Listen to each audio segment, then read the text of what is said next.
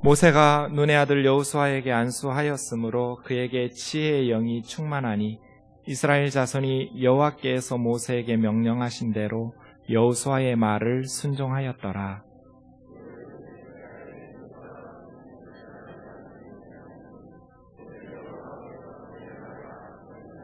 여호와께서 그를 애굽 땅에 보내사 바로와 그 모든 신하와 그 온 땅의 모든 이적과 기사와 모든 큰 능력과 위엄을 행하게 하심에 온 이스라엘의 목전에서 그것을 행한 자이더라. 아멘. 신명기 8번째이면서 마지막 시간입니다. 지난 2달 동안 우리가 날마다 신명기 말씀을 묵상했었는데요. 오늘 마지막 34장 말씀을 묵상하도록 하겠습니다. 신명기 34장은 두 가지가 끝나고 있는데 하나는 모세의 인생이 마무리되어지는 내용이고 신명기는 창출, 레민신, 모세 오경의 마지막 성경이기 때문에 모세 오경이 마지막 마무리되어지는 부분이기도 합니다. 여러분, 지난 2달 동안 신명기를 날마다 묵상하시면서 신명기에 대해서 얼마만큼 알게 되셨는지 궁금한데요. 사실 신명기를 제대로 알려면 신명기만 보면 안 됩니다. 모세는 5개의 성경을 쓰지 않았어요. 하나의 성경을 썼어요. 창세기, 출애굽기, 레위기, 민수기, 신명기는 모세가 처음부터 5권으로 분책해서 쓴 게 아니에요. 하나의 성경으로 쓴 것을 후대의 사람들이 5권의 성경으로 나눈 거예요. 이 말은 신명기 끝부분만 읽고 나서 나는 신명기를 제대로 이해했다고 말하는 것이 얼마나 어리석은지를 가르쳐주는 말이에요. 앞에 책이 5권 있어요. 각각 다른 내용의 5개의 소설인데 그 중에 하나만 읽어서 그 내용을 다 알았다. 이건 말이 돼요. 근데 하나의 소설인데 5개로 분책되어 있는 하나의 소설 중에 한 권만 읽고 나서 나는 그 한 권의 내용을 제대로 이해했다 말하는 건 어리석은 거잖아요.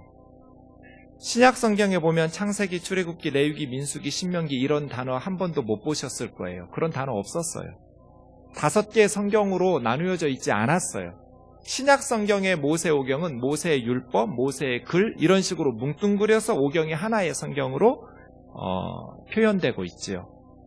오경이라는 단어, 펜타투코스라는 말이 처음 등장한 거는 주후 2세기예요. 그러니까 모세는 5권의 성경을 쓴다는 생각이 없었다. 하나의 성경인데 후대에 5권으로 나눈 거다. 그 중에 우리는 마지막 성경인 신명기를 읽었으니 신명기 1장에서 34장까지 읽으면서 나는 신명기의 내용을 제대로 이해했다라고 말하는 것은 어리석은 거다. 신명기의 내용을 제대로 이해하시려면 앞에 있는 4권, 창세기부터 민수기까지를 다 읽으면서 읽으셔야 되는 거죠.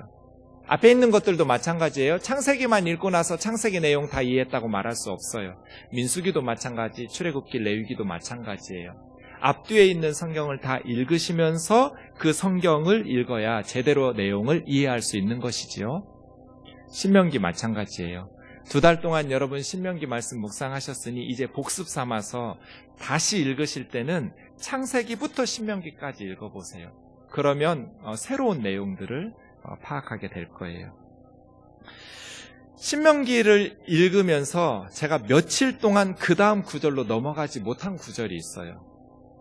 그야말로 그 말씀에 꽂혔어요. 너무 부럽기도 하고 또 회개도 되고 그 말씀을 붙들고 계속 몇 날 며칠 기도하게 만든, 아마 이것이 사람들에게 주신 하나님의 가장 큰 칭찬 아닐까? 그런 생각 해보았어요. 우리에게 주시는 최고의 칭찬이 뭘까요? 여러분 뭐라고 칭찬해 주시면 기쁘실 것 같으세요? 제가 어느 날 신명기를 묵상하다가 이것이야말로 사람이 받을 수 있는 하나님의 최고의 칭찬이겠다, 이런 생각했어요. 33장 1절인데요. 같이 읽겠습니다. 시작. 하나님의 사람 모세가 죽기 전에 이스라엘 자손을 위하여 축복함이 이러하니라. 하나님의 사람 모세. 제가 이 구절을 붙들고 그 다음 구절로 넘어가지 못했어요. 나는 하나님의 사람인가? 하나님의 사람 모세. 이것이 인간에게 주시는 최고의 칭찬 같아요. 하나님께서 모세에게 하나님의 사람 모세 이렇게 평가하셨어요. 우리는 누구의 사람으로 불릴까요? 네. 어떤 사람은 정치인들은 계파가 있다고 그래요. 문재인의 사람도 있고 홍준표의 사람도 있고 안철수의 사람도 있죠. 연예인들도 계파가 있다고 그래요. 유재석의 사람도 있고 강호동의 사람도 있고. 저와 여러분은 누구의 사람인가요? 예. 어떤 이들은 남편의 사람이라 하기도 하고 아내의 사람이라 하기도 하고 부모님의 사람이라 하기도 하고 성공한 자녀들의 이름으로 자녀들의 사람이라 말하기도 하고 또 어떤 사람은 돈의 사람도 있고 권력의 사람도 있고 쾌락의 사람도 있겠지요. 우리는 누구의 사람인가? 모세가 하나님의 사람이라는 것은 어떤 의미일까요? 모세는 하나님을 가장 소중히 여기고 하나님을 가장 사랑한 사람인 거예요. 모세의 인생의 목표는 하나님인 거예요. 모세의 인생의 기쁨도 하나님인 거고 모세는 하나님의 뜻을 이루기 위해서 자신의 모든 삶을 던진 거예요. 그래서 하나님의 사람이에요. 모세의 인생의 목적도 그의 삶의 이유도 그의 삶의 방식도 모세는 하나님이었던 거예요. 그래서 모세는 하나님의 사람이었어요. 우리는 누구를 위해서 살아가는가? 무엇을 위해서 살아가는가? 우리는 정말 하나님이 우리 삶의 목적이고 하나님이 기뻐하시는 것이 우리가 기뻐하시는 것이고 하나님을 그렇게 소중히 여기고 하나님의 뜻을 순종하면서 살아가기 위해서 애쓰고 있는지 나 정말 하나님 사람인지 우리 스스로를 돌아볼 시간인 것 같아요. 이제 본문 말씀을 살펴볼 텐데 말씀드린 것처럼 모세의 마지막 장면이에요. 1절에서 8절까지 먼저 좀 같이 읽겠습니다. 시작.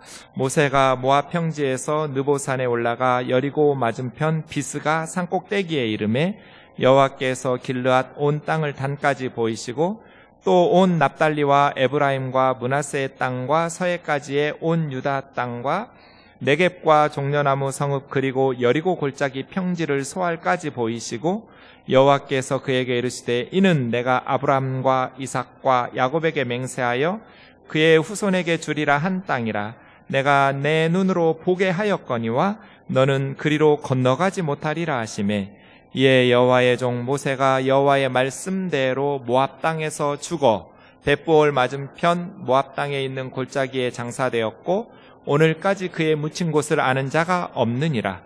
모세가 죽을 때 나이 120세였으나 그의 눈이 흐리지 아니하였고 기력이 쇠하지 아니하였더라.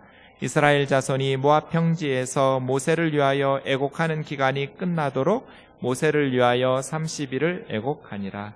아멘. 모세가 마지막 한 게 뭐예요? 약속의 땅을 바라본 거예요. 정확히 말하면 하나님께서 바라보게 하신 거예요. 그렇죠? 네. 그래서 바라보았는데 1절에 보면 길르앗 온 땅, 거의 요단강 동쪽 두 지파 반에게 먼저 분배한 것이죠. 르우벤 지파, 갓 지파, 므낫세 반 지파에게 요단강 동쪽의 길르앗 땅을 바라보게 하시고 또 이제 요단강 건너편 가나안 땅 납달리, 에브라임, 므낫세는 중앙 산지 지역이에요. 그리고 서해와 유다는 남쪽 지역이에요. 그리고 여리고 평지와 소알까지. 소알은 소돔 고모라가 있었던 소알, 아드마, 스보임, 소돔, 고모라 이 5개 도시가 함께 유황불의 심판을 받아서 멸망해야 되는데 아브라함의 조카 롯이 소돔에서 멸망당할 때 두려우니까 소알은 작은 도시니까 작단 뜻이에요. 소알이. 그 도시로 피난해서 원래는 5도시가 유황불의 심판을 받아야 되는데 살아남은 도시가 소알이에요. 그 소알은 염해, 사해바다 남쪽에 있는 그러니까 남쪽까지 다 본 거예요. 요단강 동쪽에서 서쪽의 모든 지역은 사실은 육신의 눈으로 보는 건 불가능한 지역이에요. 모세의 눈이 아무리 좋다고 해도 하나님께서 보여주시지 않으면 볼 수 없는 지역이죠. 우리가 여기서 아무리 눈이 좋아도 과천 정도 보지 저기 충청도나 전라도까지 경상도까지 볼 수는 없잖아요. 모세가 보았다고 말하는 지역이 그렇게 넓은 지역인데 육신의 눈으로는 그래서 볼 수 없이 하나님께서 보여주셨다고 말하는 거예요. 모세의 마지막 사명은 아브라함, 이삭, 야곱에게 맹세하시면서 약속하셨던 땅을 바라본 것. 그게 모세의 마지막 사명이었어요. 이것을 비전이라고 그래요. 비전. 비전은 보다라는 뜻이 보았다. 비전이란 하나님께서 보게 하여 주신 것. 이걸 풀어서 말하면 하나님께서 우리를 통해서 이루고 싶어 하시는 꿈을 비전이라고 해요. 내가 하고 싶은 꿈 말고요. 그건 세상 사람들이 말하는 비전이고요. 성경에서 말씀하시는 비전의 정의는 나를 통해서 이루고 싶어 하시는 하나님의 꿈이에요. 모세를 통해서 이루고 싶어 하신 하나님의 꿈, 이게 모세의 비전이에요. 모세의 비전은 뭐예요? 약속의 땅을 바라보는 것. 모세는 그렇게 살다가 죽었어요. 애굽에서 채찍에 맞아서 노예로 살고 있는 이스라엘 백성들을 애굽의 노예됨에서 이끌어내서 광야를 거쳐 그들의 조상에게 약속하신 젖과 꿀이 흐르는 아름다운 땅으로 인도하는 것이 모세의 비전이었어요. 그 약속의 땅, 비전의 땅을 바라보고 모세는 사명을 다하고 비스가 산꼭대기에서 죽은 것이죠. 저와 여러분의 비전은 무엇인가요? 우리를 통해서 이루고 싶어 하시는 하나님의 꿈은 뭘까요? 비전은 너무너무 중요해요. 비전의 중요성에 대해서 함석헌 선생님은 뜻으로 본 한국 역사라는 책에 이렇게 말했어요. 살았다 함은 할 일이 있다는 말이다. 그래서 생명을 풀이할 때 생은 명이다.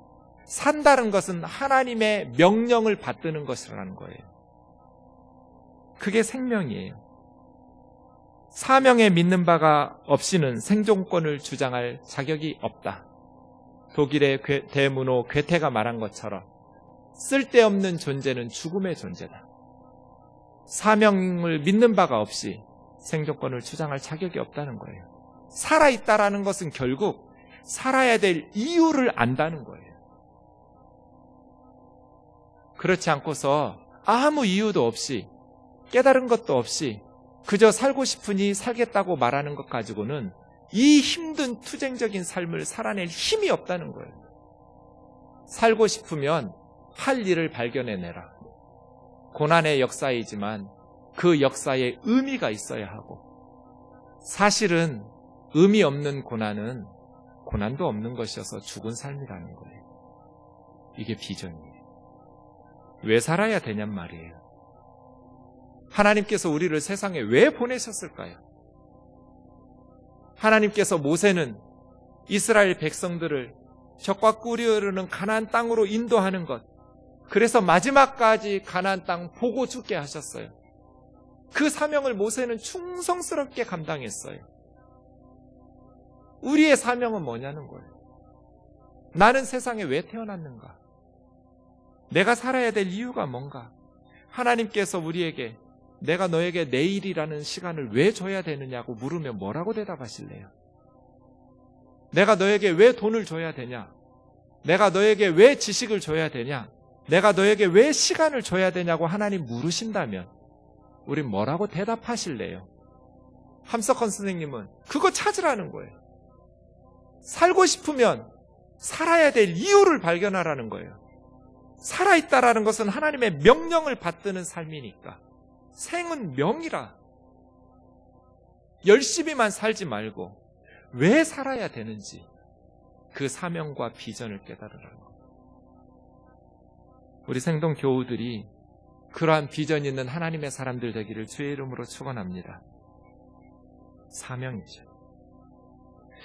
비전을 이루기 위해서 가장 중요한 것은 사람이 준비되는 거예요. 하나님께서 계획을 세우셨어요.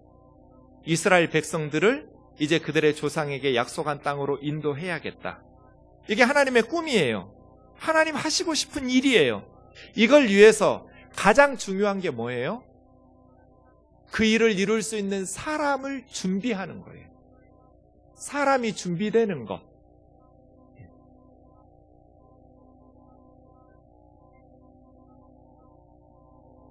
보세요.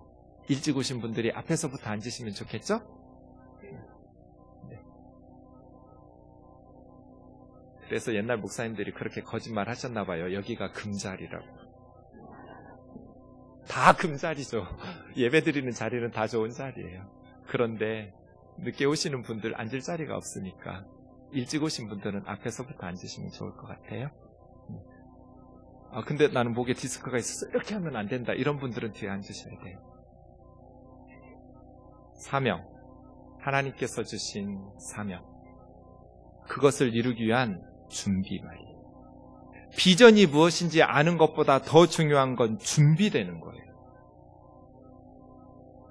모세가 이스라엘 백성들을 끌고 국가 지도자로 세움받아서 그 사명을 잘 감당해낼 수 있을 만큼 준비가 돼야 되는 거예요.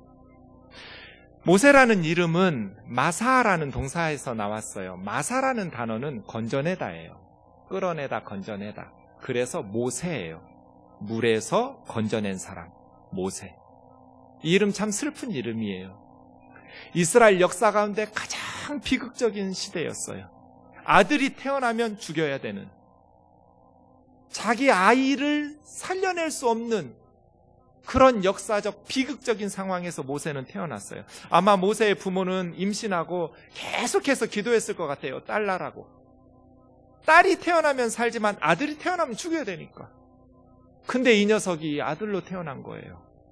숨기다가 더 이상 울음소리가 커지니 숨길 수가 없어서 눈물을 머금고 갈대 상자에 담아가지고 나일강에 버린 거잖아요.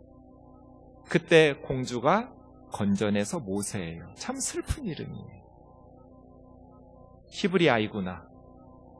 그 부모가 우리 아버지 명령대로 죽이지 않으면 안 되니까 아들을 이렇게 갈대 상자에 넣어서 보냈구나. 모세.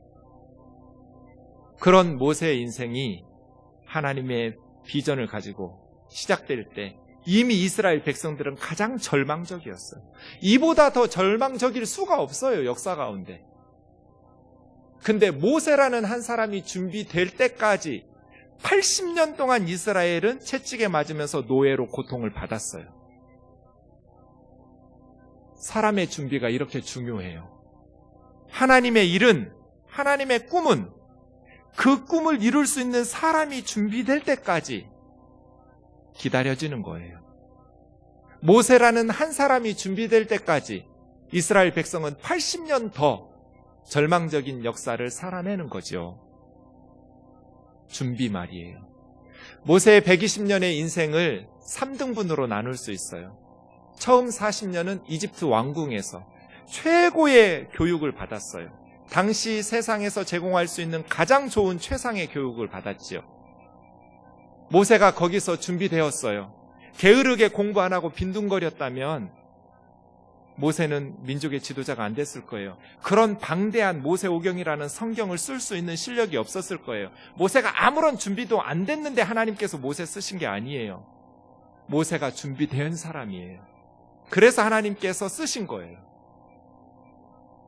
이집트의 왕궁에서 책을 읽고 토론을 하고 스승들로부터 교육을 받고 그렇게 말하는 법, 글 쓰는 법, 대화하는 법, 설득하는 법, 리더십 훈련, 정치, 경제, 문화, 교육, 역사, 종교, 최상의 교육으로 실력을 쌓은 사람이에요. 그런데 하나님께서 모세를 쓰시는 것은 왕자를 쓰시려는 게 아니잖아요. 수십 년, 수백 년 동안 노예 근성에 찌들어 있는 이스라엘 백성들을 광야를 이끌어서 약속의 땅으로 이끌어갈 목자가 필요한 거잖아요. 모세의 사명은 왕자가 아니라 목자거든요. 그렇기 위해서 모세는 미디안 광야로 쫓겨난 거예요. 출애굽기 2장 14절에 보면 애굽 사람이 히브리 사람을 괴롭히는 것을 보고 모세가 혈기를 참지 못하고 어머니 요게벳으로부터 이스라엘 히브리 민족의 정체성으로 교육받았잖아요. 엄마가 또 유모였거든요. 그런 히브리인에 대한 정체성을 가지고 애굽 사람을 쳐서 죽였어요. 혈기를 참지 못하고 살인했어요. 그 다음날 이스라엘 사람들끼리 싸우니까 모세가 말리고 있더니 한 사람이 어제 애굽 사람 죽이더니 오늘 나 죽이려고? 내가 애굽 사람 죽인 것이 탈로 났구나 해서 그 길로 미디안으로 도망갔는데 이것은 모세 인생 계획에 없던 거예요. 꿈에도 생각해보지 않았던 스케줄이에요. 갑자기 즉흥적인 살인사건 때문에 모세 인생은 미디안의 광야로 왕자에서 도망자의 신분으로 변한 거예요. 왜요? 모세는 목자가 돼야 되거든요. 미디안에서 40년 동안 모세가 얼마나 자기가 혈기 부린 것에 대해서 후회했겠어요. 미디안에서 목동이 되는데 애굽의 그 많은 지식이 무슨 도움이 되겠어요? 아무 필요 없어요. 모세는 3가지 준비되어 있어요. 우리도 3가지 준비가 돼야 돼요. 첫째, 어머니 요게벳으로부터 받았던 신앙교육. 신앙교육이 돼야 돼요. 둘째, 바로의 궁정에서 배웠던 실력. 리더로서의 실력을 갖춰야 돼요. 그런데 이 2가지만 있으면 안 돼요. 미디안 광야에서 후회하고 탄식하고 절망 속에서 양떼들을 길러가면서 갈고 닦은 인격. 3가지가 다 필요해요. 요게벳으로부터 신앙을 배웠어요. 바로의 궁정에서 리더로서의 실력을 쌓았어요. 그러나 신앙의 인격, 노예 근성에 찌들어 있는 사람들의 목자로서 하나님 주신 사명을 온유함으로 지면에 그 누구보다도 온유함이 승했다고 그랬어요. 모세는 가장 따뜻하고 부드러운 사람. 온유라는 단어의 기본적인 뜻은 자기를 힘들게 하는, 반대하고 거역하는 사람을 따뜻하고 부드럽게 대하는 성품이 온유예요. 모세는 그런 사람이에요. 그러기 위해서 40년 양떼들을 친 거예요. 왜 하필이면 미디안의 목동일까? 그런 생각하다가 그것이 하나님의 계획이었다는 생각을 했어요. 그렇게 말듣지 않는 노예 근성에 찌든 사람들을 이끌어야 하잖아요. 광야에서. 좋지 않은 그 척박한 광야라는 환경에서. 그렇게 40년 견뎌냈거든요. 그러려면 목자의 심정이 세워져야 돼요. 사람들은 말이라도 통하죠. 양떼나 소떼나 그 짐승들은 말도 안 통하는데 40년을 목자 생활한 거예요. 미디안 광야에서. 이것이 하나님의 섭리였다라는 것을 모세는 꿈에도 생각하지 못했겠죠. 80이 되어서 모세가 이제 때가 됐다고 바로에게 가서 백성을 끌어내자 하셨을 때 모세는 하나님에게 나는 그럴 만한 사람이 못 된다고. 하나님 너무 늦게 오셨다고. 40살에 찾아오셨으면 내가 그럴 실력이 있었을지 모르지만 지금은 나는 말할 줄도 모른다. 그런 인격으로 준비된 모세를 하나님께서 쓰셨어요. 혹독했어요. 그래서요, 인생이라는 학교는 때로는 성공보다 실패가 더 훌륭한 선생님일 수 있어요. 모세처럼. 언제나 성공만 좋은 건 아니에요. 때로는 실패를 통해서 우리가 배우는 게 많거든요. 인생은 다 그렇게 실패하고 넘어지는 것 같아요. 넘어지지 않는 사람 어디 있어요? 실패하지 않는 사람 어디 있어요? 도종환 선생님의 흔들리며 피는 꽃, 그 시가 맞는 것 같아요. 흔들리지 않고 피는 꽃이 어디 있으랴. 이 세상 그 어떤 아름다운 꽃들도 다 흔들리면서 피었나니 흔들리면서 줄기 굳게 세웠나니 흔들리지 않고 가는 사랑이 어디 있으랴. 젖지 않고 피는 꽃이 어디 있으랴. 이 세상 그 어떤 빛나는 꽃들도 다 젖으며 피었나니 바람과 비에 젖으며 꽃잎 따뜻하게 피었나니 젖지 않고 가는 삶이 어디 있으랴. 그렇지 않아요? 흔들리지 않는 인생 어디 있어요? 젖지 않고 실패하지 않고 가는 인생 어디 있어요? 문제는 그 속에서도 자기를 무너뜨리지 않고 절망 속에 자기를 방치하지 않고 하나님 붙들고 일어설 수 있는 힘이 있냐는 거죠. 모세를 향한 하나님의 훈련은 혹독했어요. 40년이에요. 4개월도 아니고 4년도 아니에요. 40년. 모세 볼 때마다 이만기 선수 생각나요. 80년대 한국의 씨름파는 이만기의 동무대예요. 이만기를 이만기로 만든 분은 황경수 코치예요. 그분이 이만기를 훈련시킬 때 그 당시에 가장 강한 상대가 이준이나 이봉걸이에요. 이준희 선수는 110kg, 이봉걸 선수는 130kg. 이만기는 날마다 250kg 역기를 들게 했대요. 자기가 상대해야 될 상대가 110kg, 130kg예요. 그런데 110kg, 130kg를 들어서는 지는 거예요. 다른 선수들은 이준희와 이봉걸에게 다 무너지고 졌어요. 그런데 훨씬 체구도 작은데 이만희는 쓰러뜨리는 거예요. 이만희는 신천지 교조예요.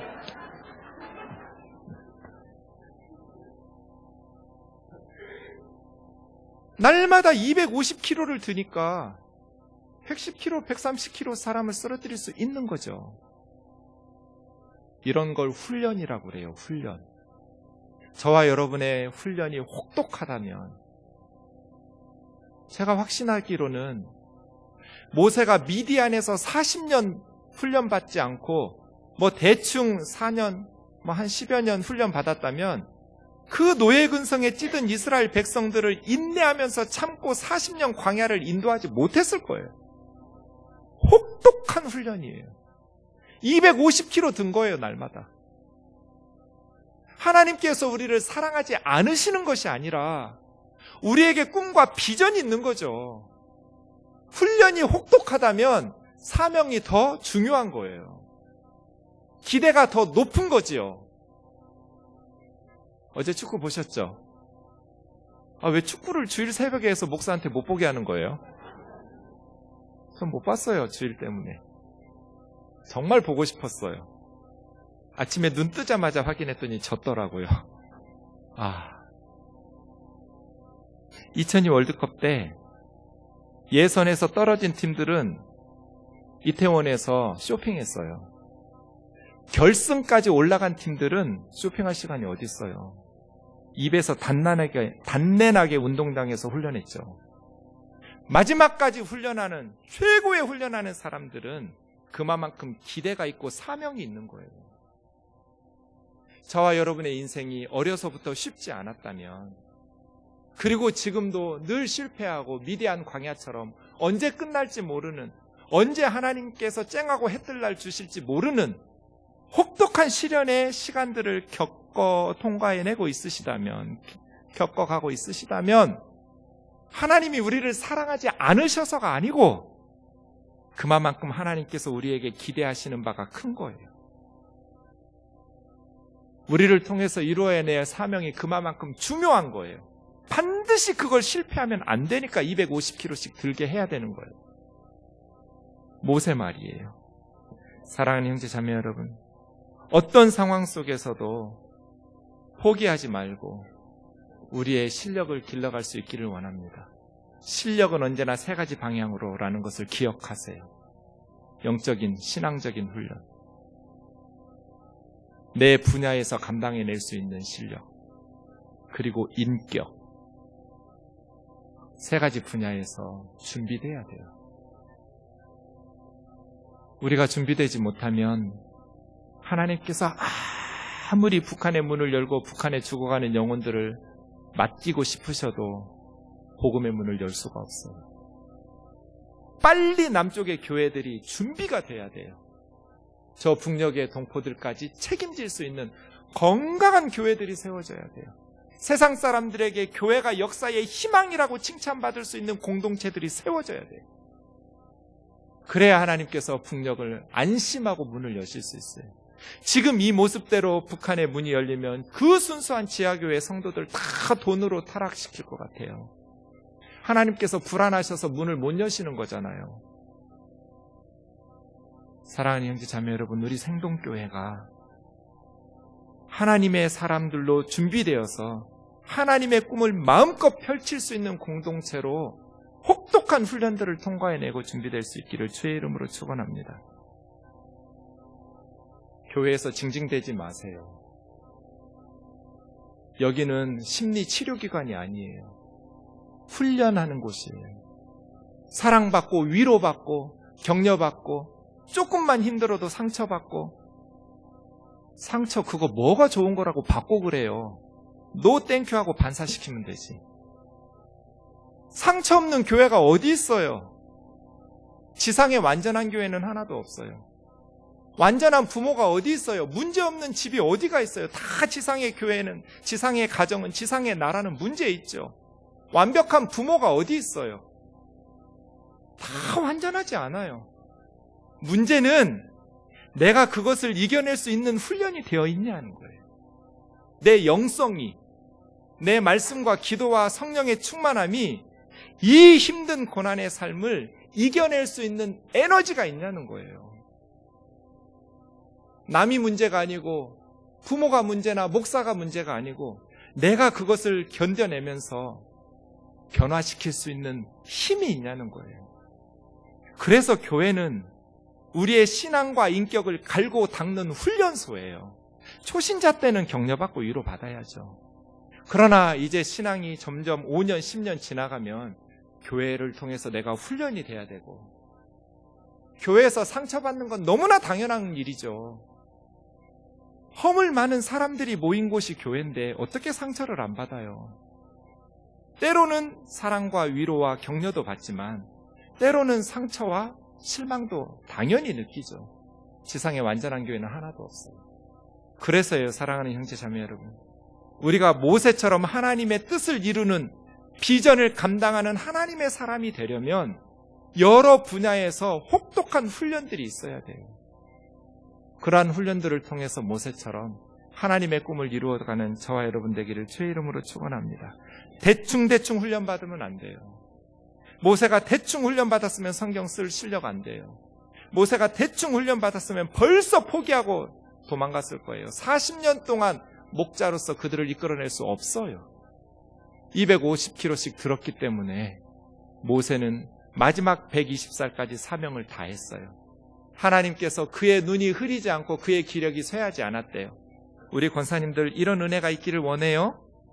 돌아가실 때까지 모세처럼 눈이 흐리지 않고 기력이 쇠하지 않는 우리 권사님들 가끔 2, 3일 앓다가 천국 갔으면 좋겠다고 말씀하셔요. 저의 대답은 2, 3일은 뭐하러 앓으려고 그래요? 그냥 바로 주무시다가 천국 가시면 돼요. 그치요? 그래도 자식들이 인사는 하고 안 해도 돼요. 천국 가서 인사하시면 되죠. 모세처럼 살다 죽으시는 은혜가 있으시기를. 죽으라니까 별로 기분이. 우리 권사님들한테 늘 말해요. 평생 주님 잘 섬기다가 이제 돌아가실 날 얼마 남지 않은 권사님들이 나는 너무 부럽다고. 목사님 왜 부러워요? 우리가 곧 죽을 것 같아서 부럽다고 이렇게 째려봐요. 근데 저는 진심이에요. 그리스도인은, 믿음의 사람은 죽는 게 가장 큰 축복이에요. 죽는 게 축복이 아니라 죽음 위에 천국이 축복이에요. 세상에 그 어떤 것보다 가장 좋은 선물이 우리 주님 계신 천국이잖아요. 믿음의 사람들에게는 죽음이 최고의 선물이에요. 그래서 평생 교회에서 주님 섬기면서 기도로 몸된 교회 섬기다가 이제 곧 주님 만날 날이 가까운, 물론 제가 먼저 죽을 수도 있죠. 확률적으로 여러분이 먼저 돌아가실 거잖아요. 그런 권사님들 두려워하지 마세요. 우리 주님이 여러분을 기쁨으로 맞이하면서 너희가 내 말 믿었으니 내가 말한 약속대로 지키마 하고 예수 믿는 여러분에게 천국 백성 삼아 주실 테니까 걱정하지 마세요. 모세처럼 살다 죽으세요. 저와 여러분도 그러기를 원해요.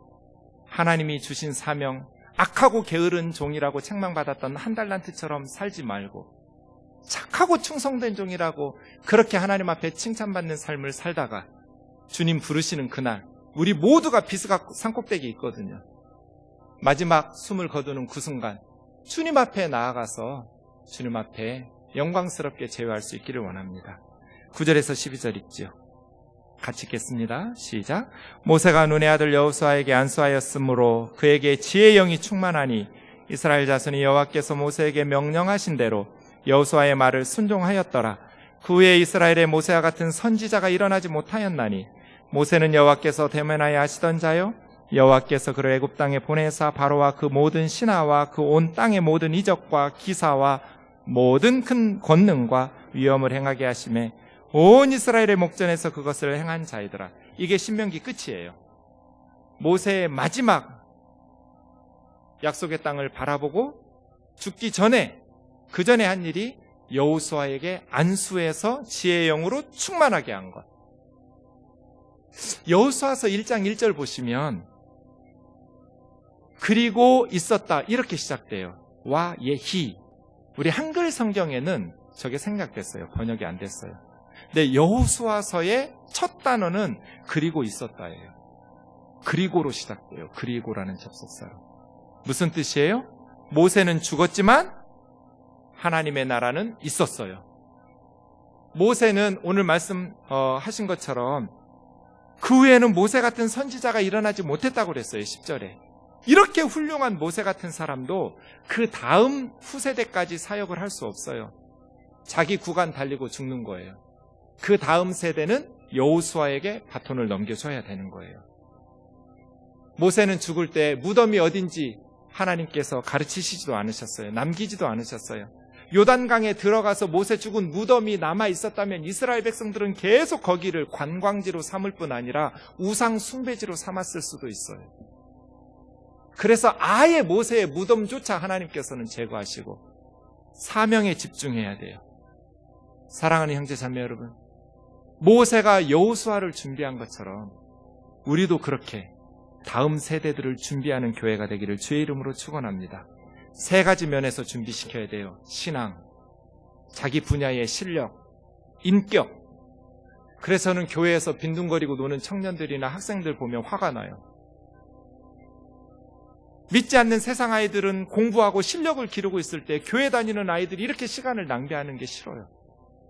꼭 교회에 와서 예배하고 봉사하고 모임 있을 때는 나오지만 그 앞뒤로 시간 낭비하지 마라.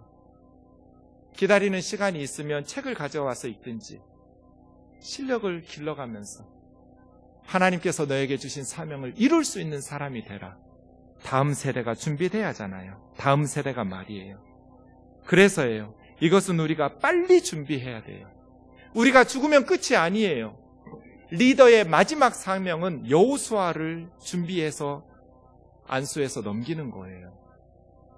우리 생동교회가 많은 여호수아들을 양육해내서 한국교회의 미래의 희망을 일궈내는 교회 되기를 원합니다. 그 뜻으로 이 동네로 이사 오신 거잖아요. 다음 세대를 기르겠다는 비전으로 그 기도 제목을 가지고 오신 거잖아요. 우리 교회가 다음 세대들을 길러내야죠. 그리고가 있어요. 내가 죽으면 끝이 아니에요. 나는 끝이지만 그리고 하나님의 역사는 주님 다시 재림하실 때까지 계속돼야 돼요. 그래서 우리는 하나님 앞에 리더들을 키우는 공동체가 돼야 돼요. 그런 면에서 저는 우리 한국 정치가 매우 위험하다고 봐요. 중국의 등소평이 미국에 처음 방문한 때가 75살이었대요. 75세의 미국이라는 나라 처음 가서 카터 대통령에게 부탁했어요. 우리 중국 유학생 5만 명만 받아달라고. 그때 참모들이 다 말렸대요. 미국에서 공부한 중국 애들이 중국에 돌아와서 살겠냐고. 다 미국에 눌러앉지. 그때 등소평에 한 말이 있어요. 5만 명 중에 몇 명만이라도 중국에 돌아온다면 그 아이들이 중국의 미래를 끌고 갈 거다. 지금 중국에는 미국에서 유학한 사람들이 수십만 명이에요. 그들이 40대 초반에 지금 우리나라 차관에 해당하는 부부장이 돼요. 지방에서. 그 중에서 리더십을 인정받은 사람들이 중앙 무대에 와요. 20여 년 정도 리더십을 훈련받아요. 그래서 중국이라는 나라를 지금 끌고 가고 있어요. 후진타오도 시진핑도 다 그렇게 준비된 리더들이에요.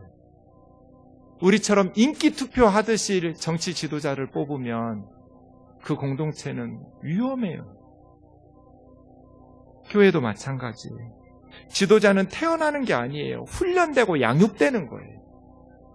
우리 교회에서 우리 아이들을 기도로 말씀으로 잘 훈련하고 양육시켜내야 되는 거예요. 그건 빠를수록 좋아요. 혼불이라는 소설에 최명익 씨가 쓴 내용 중에 이런 내용이 있어요. 작전이 필요할 때 그때서 작전을 세우면 너무 늦은 거다. 꽃이 필요한데 그때서 씨앗을 뿌리면 안 되잖아요. 언제나 꿈을 가진 사람은 훗날을 도모하기 위해서 땅속에 미리 씨앗을 버리듯이 묻어놓아야 한다. 이게 여호수아예요. 지금 당장 못 써먹을 것 같지만 미래를 도모하는 사람이라면, 꿈을 가진 사람이라면 반드시 내 구간 달리기 위해서 최선을 다해서 달리면서 동시에 모세처럼 여호수아를 준비시켜야 돼요. 사랑하는 형제 자매 여러분, 모세의 후계자는 여호수아예요? 여호수아의 후계자는 누구예요? 아무도 몰라요. 그래서 여호수아는 부족한 리더예요. 리더가 해야 될 가장 중요한 일을 안 했어요. 여호수아 생전에 하나님을 섬겼어요. 훌륭한 리더였어요. 그런데 여호수아와 그의 생전에 살던 장로들이 죽은 후에 이스라엘 백성들은 하나님을 버렸어요. 사사시대의 암흑기의 영적인 타락으로 공동체가 무너졌어요. 저는 여호수아의 책임이 크다고 보는 사람이에요. 모세가 진짜 리더인 것은 자기 구간도 잘 달렸지만 그 다음 세대를 준비했어요. 그 다음까지는 우리는 준비할 수 없어요. 아직 태어나지도 않았으니까요. 그러나 리더의 책임은 다음 세대까지예요. 말씀을 정리하겠습니다. 사랑하는 형제 자매 여러분, 하나님께서 우리에게 주신 꿈이 있다고 저는 믿습니다. 그런데 그 꿈을 이루려면 우리 모든 생동 식구들이 준비돼야 돼요. 먹는데 너무 많은 시간을 낭비하는 것, 그리스도인에게 어울리지 않아요. 커피 마시면서 수다 떠는데 너무 많은 시간을 낭비하는 것도 어울리지 않아요. 우리는 실력을 준비해야 돼요. 내 가정 하나도 잘 인도하지 못하고 책임지지 못하는 무능한 가장은 안 되잖아요. 우리 부서와 우리 아이들, 우리 교회, 우리 나라조차도 책임지지 못하는데 어떻게 선교 한국의 꿈을 꿀 수 있겠어요? 어떻게 통일 한국의 꿈을 꿀 수 있겠어요? 우리 교회도 제대로 사랑 안에서 하나 되고 성령 안에서 실력 있는 사람들로 하나님의 백성들을 양육해내지 못하는데 무슨 비전을 이루어갈 수 있겠어요? 근데 그것은 저절로 되지 않잖아요. 밥 먹는 시간 아끼고 커피 마시는 시간 아껴서 그 시간에 기도하고 말씀 배우고 내 분야의 실력과 인격을 갈고 닦아야 하잖아요. 그러한 우리 교회가 될 수 있는 얼마나 좋을까요? 이제 여름 사역이 시작돼요. 기도 없이 우리 아이들이 어떻게 준비되겠어요? 기도 없이 우리 아이들이 어떻게 은혜를 받을 수 있겠어요? 목회자들하고 주일학교 선생들에게만 맡겨놓고 우리 부모들과 교우들은 게을러도 되는 거 아니잖아요. 커피 마실 시간 줄이고 드라마 보는 시간 줄여서 무릎 꿇고 기도해야 하잖아요. 우리 아이들에게 은혜를 부어달라고. 자녀들의 이름을 목 놓아 부르면서 하나님 앞에 눈물로 기도해야 하잖아요. 우리 가정의 복음화를 위해서 그렇게 부르짖어야 하잖아요. 우리 교회를 위해서, 나라를 위해서 부르짖어야 될 때잖아요. 그러한 하나님의 백성들 되기를 원해요. 제가 전도사 때 엄청난 은혜를 받은 수련회가 있었어요. 여름 수련회 첫날 저녁인데 한 형제가 간증 좀 하겠대요. 그래서 하라고 그랬더니 장로님 아들인데 후배들 제일 나이 많은 또래였어요. 여러분도 알듯이 내가 어떻게 살았는지 나는 진짜 엉망으로 살았다고. 맨날 못된 짓만 하고 우리 아버지가 장로인데도 나는 신앙생활 안 하고 하나님도 안 믿고 예배드리기도 싫고 그래서 맨날 예배 빠먹고 못된 짓만 많이 하면서 살았던 사람이라고. 그런데 오늘 저녁에 수련회도 오기 싫어서 억지로 왔는데 오늘 저녁에 전도사님 설교 듣는데 누가 뒤통수를 치더래요. 세게.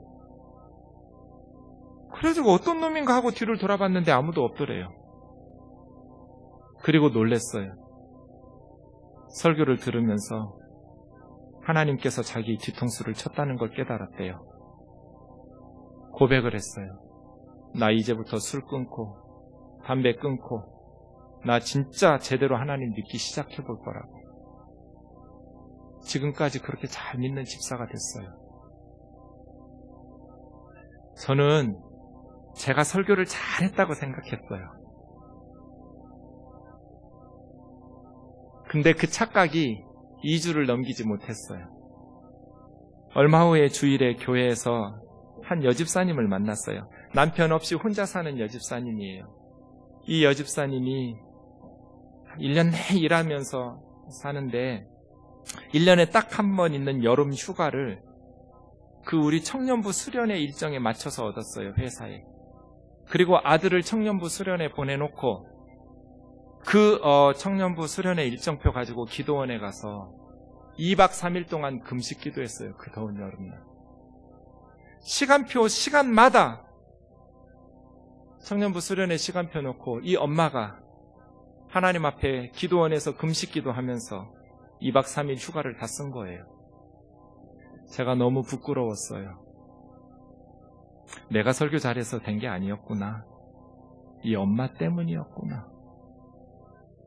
아들 수련회 보내놓고 금식하면서 1년에 한 번 있는 여름 휴가를 기도원에서 보낸 이 엄마의 기도를 들으시고 하나님께서 나같이 못난 것, 나같이 부족한 전도사를 들어 쓰셨구나. 사랑하는 형제 자매 여러분, 툭하면 원망하고 불평하고 말씀 공부 게을리하고 기도하자면 피곤하다고 하고 온갖 드라마 다 챙겨보고 여행은 다 쫓아다니고 맛있는다고 맛집 쫓아다니고 커피 마시면서 몇 시간씩 수다 떨고 언제 준비되실래요? 언제 하나님 일 한번 하다가 살다 돌아가실래요? 한국 교회가 지금 이 지경인데, 우리 아이들의 신앙이 엉망인데, 우리에게 뭔가 하나님께서 꿈이 있으시다면 그 꿈을 가지고 이루어낼 수 있는 영성과 실력과 인격이 준비돼야 하잖아요. 그런 교회 되기를 원합니다. 찬양하고 기도하시죠.